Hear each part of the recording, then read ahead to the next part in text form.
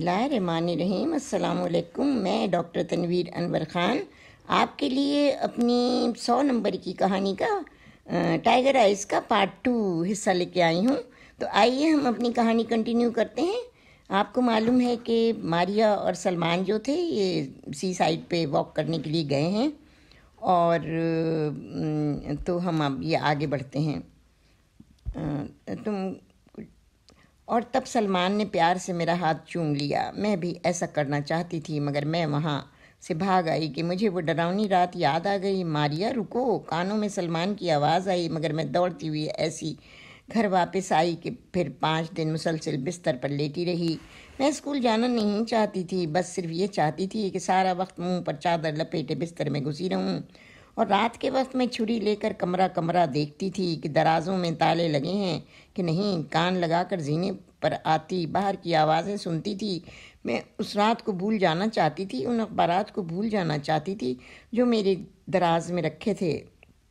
कुछ भी याद करना नहीं चाहती थी। मारिया शावर ले लो, स्कूल शुरू होने वाले हैं। एक दिन पहले माँ ने कहा अपना सर अच्छी तरह धो लो, तुमने 10 दिन से नहाया धोया भी नहीं है। मम्मी मैं 13 दिन पहले नहाई थी। मुझे मालूम है कि मेरे जिस्म से अजीब सी बदबू आ रही है मगर मुझे परवाह नहीं। मैं बिस्तर में दुबक गई और चादर सर से पाँव तक लपेट ली। जिस्म से आने वाली बदबू मुझे खुशबू की तरह लग रही थी। नमकीन नमकीन एक सा एक एहसास था।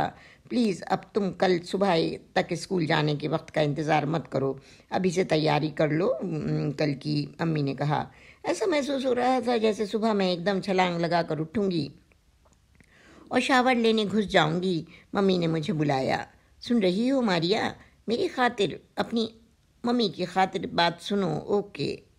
जो एहसास था वो मेरे अपने अंदर था। मेरी अम्मी मुझे कभी डांटती नहीं थी, वो मुझे सिर्फ समझाना चाह रही थी मगर मेरा रवैया कितना ख़राब था। आखिर वो हादसा सिर्फ मेरे साथ ही तो नहीं हुआ था, घर के सब लोगों के साथ हुआ था। वो सिर्फ मेरे वालिद नहीं थे, औरों से भी उनके रिश्ते थे। मैं ये सोचते ही बिस्तर से उठ गई। मुझे कुछ ना खाने पीने से नकाहत हो रही थी, वर्जिश भी नहीं की थी। मेरे साथ मेरी बिल्ली मिनका भी बाथरूम में घुस गई और अपने प्याले में पानी पीने लगी। हालांकि बावर्ची खाने में भी उसका प्याला था मगर बाथरूम में रखे प्याले से उसे खासी दिलचस्पी थी।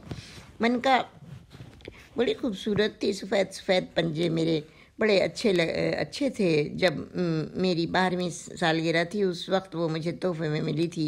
मनका को देखकर मैं ये भी सोच रही थी कि क्या मनका को डैडी के बारे में मालूम है। मुझे किसी वक्त ये एहसास होता था कि वह पहले जैसा खेल कूद नहीं रही है।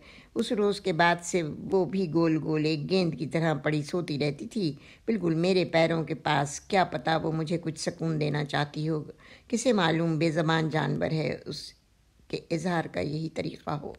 मैं गरम गरम पानी के शावर में नहाने लगी। 2 दफ़ा अपने बाल धोए। साबुन के बहते पानी से मेरी आंखें जलने लगी। मुझे याद है मैं नहाते में गाना गाती थी, गुनगुनाती थी। और अब मैं सोच रही थी कि क्या मैं नहाते में कभी गुनगुना पाऊंगी। मैंने जल्दी जल्दी अपना गाउन पहना तो तौलिया लपेटी और कमरे में आई। उस वक्त तक अम्मी मेरे बिस्तर की चादर बदल चुकी थी और तकिए का गिलाफ भी बदल रही थी। मैं बिस्तर में घुस गई। चक्कर सा आ रहा था।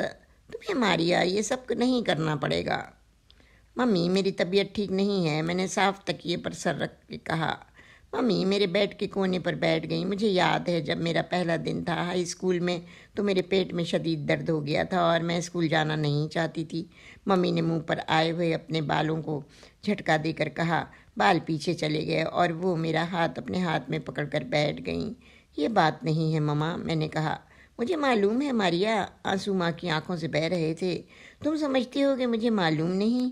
हाँ मम्मी, मगर जो कुछ आपको मालूम है वो नाकाफ़ी है, मैंने कहा और दूसरी जानिब करवट बदल ली। दूसरी सुबह जब मैं बावर्ची खाने में आई तो मान अपना दरिया खा रहा था। वो अब स्कूल जाने को तैयार था। मम्मी मैं अब बेबी बुक्स नहीं पढ़ूँगा। अब मैं बड़ी किताबें पढ़ूँगा। हाँ मान बेटे, मम्मी ने टोस्ट पर मक्खन लगाते हुए कहा। मैं रेफ्रिजरेटर के सामने उसे खोले खड़ी थी मगर कोई भी चीज़ खाने की मुझे अपनी तरफ मुतवज्जा ना कर सकी। दिमाग कहता था कि खाओ और दिल कहता था कि ना खाओ। भूख भी लगी थी, कुछ भी हलक से नीचे उतारना मुश्किल था। मारिया तुमने 2nd ग्रेड में क्या पढ़ा था, मान ने पूछा। पहली ग्रेड से ज़्यादा पढ़ा था अमान। मैंने रेफ्रिजरेटर का दरवाज़ा बंद कर दिया।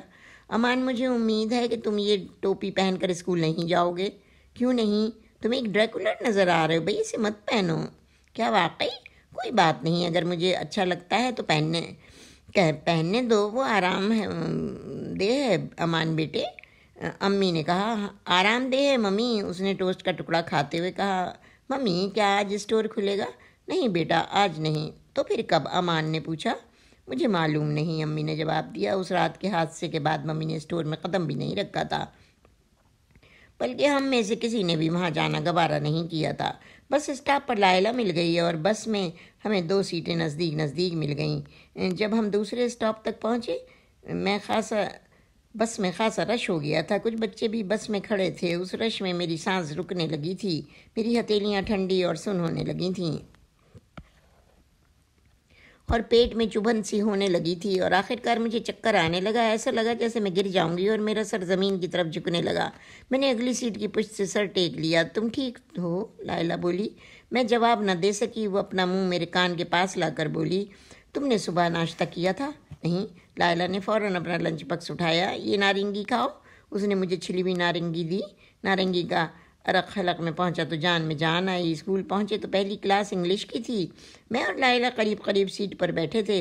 वो मुझे बार बार देख रही थी। हल्के से मुस्कुरा कर उसने किसी वक्त अपना हाथ मेरे कपकपाते हाथों में रख दिया और मुझे एहसास ही ना हो सका। अंग्रेज़ी के पीरियड के बाद में ज्योमेट्री की क्लास के लिए रूम नंबर 314 तलाश कर रही थी। मुझे वो कमरा नहीं मिला और खौफ के मारे मेरा दिल ज़ोर ज़ोर से धड़कने लगा। मैं तेज़ तेज़ और गहरी गहरी सांसें लेने लगी ताकि मेरे फेफड़ों में ताज़ा सांस पहुँचे, मगर कुछ फ़र्क नहीं पड़ रहा था। बच्चों के ग्रुप्स हंसते मुस्कुराते बातें करते हाल की तरफ जा रहे थे। उनमें से कोई ऐसा ही जोकर होगा जिसने मेरे डैडी को मारा होगा, या कोई बच्चा होगा, मगर ये सब कुछ शायद मेरा वाहिमा था। सबूत तो कोई नहीं था। मैं स्कूल से दूर, बहुत दूर भाग जाना चाहती थी, मगर मैं हिल भी नहीं पा रही थी। अपने पैरों पर खड़ी भी ना रह सकी। सांस रुक सी गई थी और मैं वहीं फर्श पर गिर गई। मेरा सर ज़ोर से ज़मीन पर टकराया था। बाद में मुझे पता चला कि एक लड़के और 2 लड़कियों ने मुझे उठाकर नर्सिंग रूम में लिटाया और वहाँ नर्स ने समझा कि मैं स्कूल के पहले दिन की वजह से कोई ड्रामा कर रही हूँ। ये बात नहीं है। मैंने नर्सिंग कार्ट में लेटे लेटे कुछ कहना चाहा, लेकिन अल्फाज भूल गई। मैंने देखा कि मेरा बेल्ट ढीला किया गया था और मेरे कार्ट के नीचे मेरे जूते करीने से रखे हुए थे। फिर क्या बात है? नर्स ने पूछा। वो नर्स बड़ी प्यारी और ख़ूबसूरत थी, नीली नीली आँखों वाली। शुरू से मुझे उसका लहजा समझ ना आया, मगर बाद में मुझे मालूम हुआ कि उसका लबो लहजा ओक्लाहोमा के लोगों का है। मेरी अम्मी की एक दोस्त RD वहाँ की थी और वो लहजा मुझे याद आ गया। बड़ा होना आसान काम नहीं है, नर्स ने मुस्कुरा कर कहा। बहुत से बच्चे अपने घोंसलों से चिड़िया के बच्चों की तरह निकलना नहीं चाहते। नहीं, मैंने कहा, आप समझ नहीं रही हैं। वो मुस्कुरा दी। अच्छा, कोई बात नहीं। उन्होंने मेरा डॉक्टर का भरा हुआ फार्म देखा, जो जून के आखिरी हफ्ते में भरा गया था। ज़ियाबतीज़ नहीं, दिल का मर्ज़ नहीं, किसी भी शदीद दर्द की हिस्ट्री नहीं, गशी के दौरों की कोई हिस्ट्री नहीं। गरज ये कि तिब्बी रिपोर्ट में कोई ख़राबी नहीं है। उन्होंने मेरी फ़ाइल बंद की और फाइल केस में लटका दी। फिर 2 गोलियां और 1 पानी का गिलास लेकर आईं। ये खा लो। ये क्या है? स्प्रीन है। मेरे सर में दर्द नहीं है। ये इतना बड़ा घूमड़ जो तुम्हारे सर में पड़ा है, क्या ये दर्द नहीं करेगा? ये दुख तो नहीं रहा। मैंने कहा, हाँ, अगर मैं छूऊं तो दर्द होता है। चलो दवा खा लो जल्दी से। वो मेरे सर पर खड़ी थी और मेरे पास कोई चारा ना था। मैं काट से उठ गई और जल्दी जल्दी गोलियां खा ली। Good girl. वो कुर्सी खींचकर मेरे पास आ गई। घुटनों पर अपनी यूनिफॉर्म दुरुस्त करते हुए बोली, क्या तुम्हारे पीरियड्स के दिन है नहीं नज़दीक हैं? नहीं। वो मुझे गौर से देख रही थी और मैं चाह रही थी कि वो यहाँ से चली जाएं। क्या स्कूल के पहले दिन उनके पास कोई काम करने के लिए नहीं था? वो ज़रा देर बाद बोली, क्या तुम नशा करती हो? मैंने कोई जवाब न दिया। मुझे बड़ा गुस्सा आया इस सवाल पर। सुनो, ये बात सिर्फ़ और सिर्फ मेरे और तुम्हारे दरमियान दोस्ताना माहौल में है, रिकॉर्ड पर नहीं आएगी।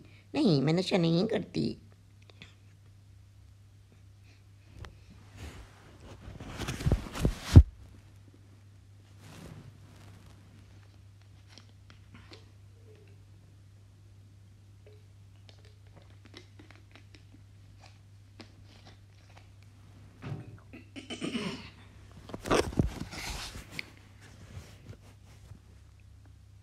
تمہارے پتھر تو نہیں لگا رات کو؟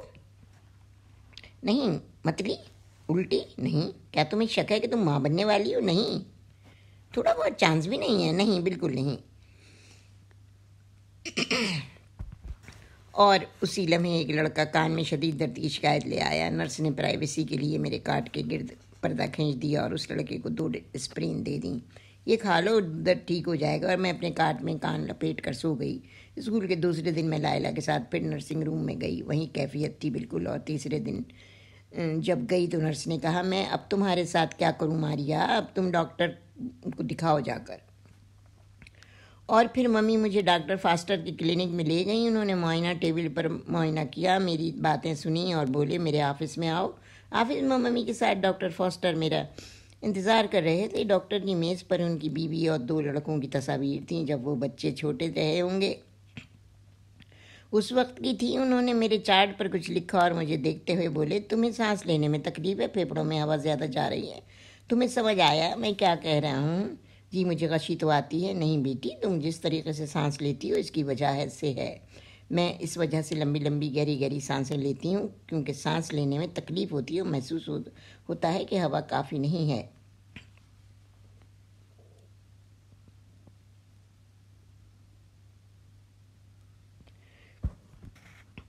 اور اسی کے ساتھ میری یہ پارٹ 2 کہانی یہاں پہ میں اینڈ کر رہی ہوں، ٹائیگر آئز کی 100 نمبر کی کہانی پارٹ 2۔